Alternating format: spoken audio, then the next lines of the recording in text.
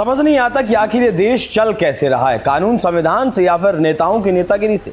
क्योंकि इस देश के संवैधानिक पद पर बैठा एक व्यक्ति धमकी देता है, अगर दिल्ली के अवैध झुग्गियों को हाथ लगाया तो हम प्रधानमंत्री के आवास पर कब्जा कर लेंगे। अगर दिल्ली की झुग्गियों को तोड़ोगे, प्रधानमंत्री के घर में घुस करके हम कब्जा करेंगे, इसका इंतजार रखना। इससे बगैर हम भागने वाले नहीं हैं। जो लोग अवैध तरीके से सरकारी जमीनों पर सालों से रह रहे हैं, वो पत्रकारों को तब तक पीटते हैं जब तक कि उनकी हड्डियां न टूट जाएं। हमारे एरिया में कोई भी न्यूज वाला नहीं आएगा ना हम अलाउ करेंगे, जब तक नहीं मारा, मगर अब मारेंगे जो आएगा। धमकी दे रही है ना आप, सीधे सीधे अब आप धमकी दे रही हैं। मुझे उछाल देना कोई बात नहीं। जमीन किसी की नहीं है, जमीन वो ऊपर वाले की है। मकान क्यों नहीं दिया? मोदी जी की भी सरकार नहीं है क्या? ऊपर वाला मकान दिया है, जमीन पे भेजे जब तो रह रहे हैं। सरकार की जमीन है? नहीं, सरकार की सरकार की ऐसा नहीं है। ऊपर वाले की जमीन है, ऊपर वाले ने घर जमीन पे ही भेजे। आपको पक्के मकान नहीं, मकान अपना बनाओ ना, मकान बना लिया। एक हफ्ता साथ में आगे तो और पिटेगी, बच्चों को आगे कर देंगे, बच्चों को मार के फिर लेंगे। रेखा गुप्ता साथ में पिटेगी, बच्चों को आगे कर देंगे, बच्चों को मार कर आगे जाना होगा। इस मानसिकता के साथ शांति दूतों ने सरकारी जमीनों को अपने अब्बा की जमीन बना लिया। क्या यही लोकतंत्र और उसकी खूबसूरती है? क्यों नेताओं के लिए वोट बैंक पहले और देश बाद में है, भले ही घुसपैठिए हों या फिर बलात्कारी? क्यों बच्चों को हमलों के लिए उकसाया जाता है और इन अपराधियों को बचाया जाता है? और क्यों ये शांति दूत इस देश की न्याय प्रणाली पर हावी हो बैठे हैं? तो चलिए शुरू करते हैं। आप सब जानते हैं कि सुप्रीम कोर्ट के आदेश के बाद दिल्ली की अवैध झुग्गी झोपड़ियों पर बुलडोजर चलाया जा रहा है। मतलब सरकार को अपनी जमीन खाली कराने के लिए सुप्रीम कोर्ट का सहारा लेना पड़ता है, गालियां खानी पड़ती हैं और साथ में अगर कुछ मिल जाए तो सोने पर सुहागा। जहां इन शांति दूतों के सामने सरकार को सुप्रीम कोर्ट का सहारा लेना पड़े, वहां भला आम इंसान की क्या ही औकात होगी। यही कारण रहा कि इस महिला पत्रकार को इन शांति दूतों ने इतनी बेरहमी से मारा कि उसके पैर की हड्डी टूट गई।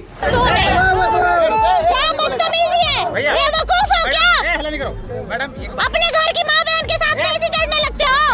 तमीज है? ये क्या बदतमीजी है? महिला पत्रकार के साथ ऐसे कर रहे हो? मैं इससे बात कर रही थी ना।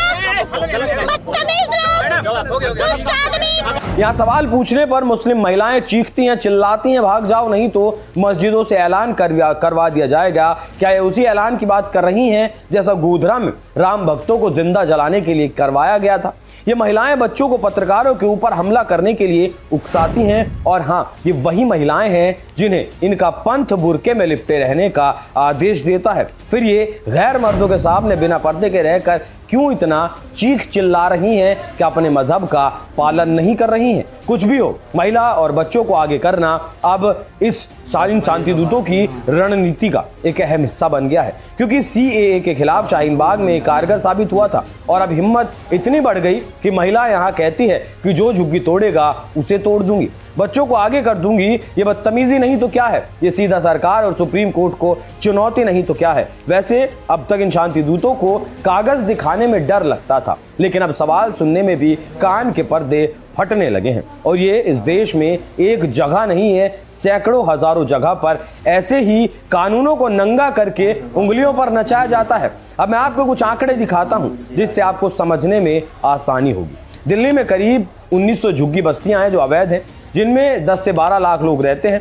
इनमें से 30 से 40% बस्तियां सरकारी जमीनों पर अवैध कब्जे हैं। यमुना, खादर, सीमापुरी, जाफराबाद, कालिंदी कुंज, ओखला और नसफगढ़, संगम विहार, तुगलकाबाद में ये अवैध बस्तियां फैली हैं। सटीक आंकड़ा तो नहीं है, लेकिन इससे ज्यादा भी ये बस्तियां हो सकती हैं। लेकिन इसी साल दिल्ली पुलिस ने 92 बांग्लादेशी और रोहिंग्या मुस्लिम घुसपैठियों को भी पकड़ा है।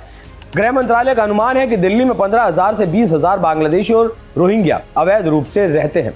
ज्यादातर मुस्लिम बहुल बस्तियों में ये कब्जाधारी सरकारी जमीन पर बिना कागजात के रहते हैं।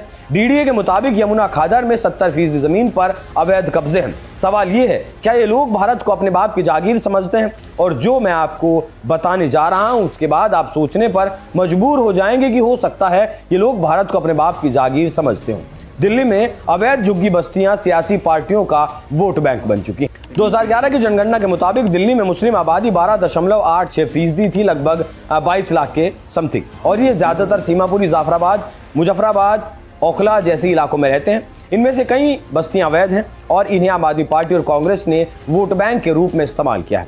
अरविंद केजरीवाल की आम आदमी पार्टी ने 2013 से 2023 तक अवैध बस्तियों को बिजली, पानी और राशन कार्ड देकर उन्हें अपना वोट बैंक बनाया। और यही केजरीवाल दिल्ली हारने के बाद जो अब तक पंजाब में डेरा डाले हुए थे, लेकिन जैसे ही वोटों पर आंच आई तुरंत दिल्ली का रुख किया और बुलडोजर की कार्रवाई के लिए बीजेपी को जिम्मेदार ठहरा दिया और कह दिया कि या तो इन अवैध झुग्गियों को तोड़ना बंद करो, नहीं तो आंदोलन होगा, जैसा कि वो अक्सर करते आए हैं। केजरीवाल ने ऐसा किस लिए किया, क्या वो आप जानते हैं? क्योंकि केजरीवाल ने इन्हें बसाने के लिए बिजली, पानी, सरकारी जमीनों के साथ 10-10 हजार रुपए भी दिए हैं। केजरीवाल ने जब बाहर आए तो केजरीवाल ने मदद करी। केजरीवाल होते पे मेरे झुग्गियों में हाथ ना लगाई।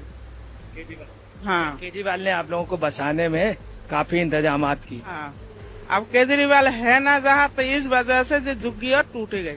और न केजरीवाल जाके कि हम तुम कहू ना कहू बसाए देंगे। 10-10 हजार रुपया दे केजरीवाल ने। ये तो आप समझते ही होंगे कि ऐसे लोगों को राजनीतिक संरक्षण मिलता है तो क्यों मिलता है। आंकड़े बताते हैं कि 2024 के लोकसभा चुनाव में इंडिया गठबंधन को 90% से ज्यादा इनका वोट मिला था। केजरीवाल और कांग्रेस ने अवैध बस्तियों को वोट बैंक बनाया। 2013 से 2023 तक इन्हें हर सुविधा मुहैया करवाई। केजरीवाल ने बांग्लादेशी रोहिंग्याओं को वोट के लिए बसाया, ऐसा दिल्ली के लोग खुलकर कहते हैं। 2025 में केजरीवाल ने जंतर मंतर पर प्रदर्शन कर बीजेपी को झुग्गी तोड़ने का जिम्मेदार ठहराया। आम आदमी पार्टी गोपाल राय ने तो धमकी दे दी कि झुग्गियां अगर तोड़ी तो पीएम मोदी के घर पर कब्जा कर लेंगे। क्या ये कब्जा वैसा ही होगा जैसे बांग्लादेश में शेख हसीना के घर पर किया गया? क्या ये कब्जा वैसा ही होगा जैसे श्रीलंका में श्रीलंका के प्रधानमंत्री के घर पर कब्जा कर देश छोड़ने के लिए मजबूर कर दिया गया था? गठबंधन ने मुस्लिम और यादव वोटों को जरूर साधा है। दिल्ली में राहुल गांधी ने संदेश खाली जैसे मामले पर विशेष समुदाय को चुप रहकर समर्थन देने की कोशिश की, जिससे कि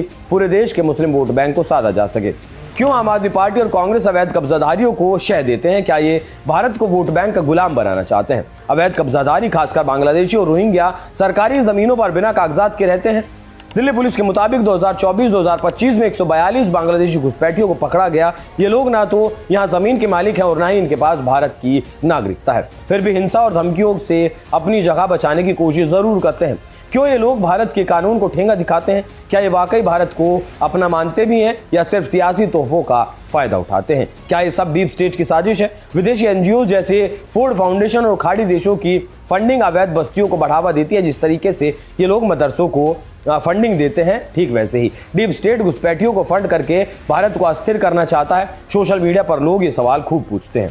हिंदू संगठन दावा करते हैं कि ये साजिश भारत की एकता, अखंडता को तोड़ने की है। आम आदमी पार्टी और कांग्रेस की चुप्पी इस आग को भड़काती है। सवाल ये है कि क्या ये पार्टियां भारत की कीमत पर वोट बैंक बचा रही हैं? क्या वोटों की राजनीति के लिए देश के साथ खिलवाड़ कर रही हैं? और क्या जो बुलडोजर चला है वो वोटों की सियासत को तोड़ने की कोशिश है? अपनी राय हमें कमेंट कर जरूर दीजिएगा। अब इन शांति दूतों के कुछ कारनामे भी सुन लीजिए। पहला तो हाल का ही आपको बताया कैसे पत्रकार के साथ मारपीट की गई। 2020 में दिल्ली दंगों को तो आप भूले नहीं होंगे। जाफराबाद में CAA NRC विरोधी प्रदर्शन के बाद हिंसा भड़की, 53 लोग मारे गए, 200 से ज्यादा लोग घायल हुए। दिल्ली पुलिस ने इसे सुनियोजित साजिश बताया था, जिसमें उमर खालिद को मास्टरमाइंड माना गया था। हिंदू संपत्तियों को इसमें निशाना बनाया गया था, ऐसा पुलिस रिपोर्ट में कहा गया। 2022 में हनुमान जयंती के मौके पर पथराव किया गया, 8 पुलिसकर्मी और 9 लोग घायल हुए थे। पुलिस ने चार्जशीट में कहा था कि पहले से ही कांच की बोतलें बोरियों में भरकर रखी गई थी और पत्थर भर भर कर भी रखे गए थे और इन सब दंगों में दिल्ली में रह रहे अवैध घुसपैठियों के शामिल होने की बात भी कही गई थी। दिल्ली से बाहर निकले तो हरियाणा के नूह में भी हजारों घुसपैठिए बांग्लादेशी रोहिंग्या रहते हैं और यहाँ भी अक्सर दंगे होते हैं। पत्रकारों को जाने की यहाँ भी अनुमति नहीं है और जब इनसे भी सवाल पूछे जाते हैं तो बवाल होता है। ये समुदाय अपनी गलतियां छिपाने के लिए हिंसा का सहारा क्यों लेता है? इन लोगों की मानसिकता तो बदलने की जरूरत है ही और ये बताने की जरूरत भी है कि इनके बाप का ये देश नहीं है और ये काम इस देश की शिथिल पड़े कानूनों और सरकारों को करना है। इन सरकारों को याद दिलाने का, बार बार याद दिलाने का, पिन करने का काम आपका भी है, क्योंकि आप ही के आसपास ये आप ही के संसाधनों का दोहन कर रहे हैं। बाकी इन अवैध कब्जाधारियों पर और जो इनकी मानसिकता है और जिस तरीके की हरकतें ये कर रहे हैं उस पर आपकी क्या राय है? कमेंट कर जरूर बताइएगा। नमस्कार।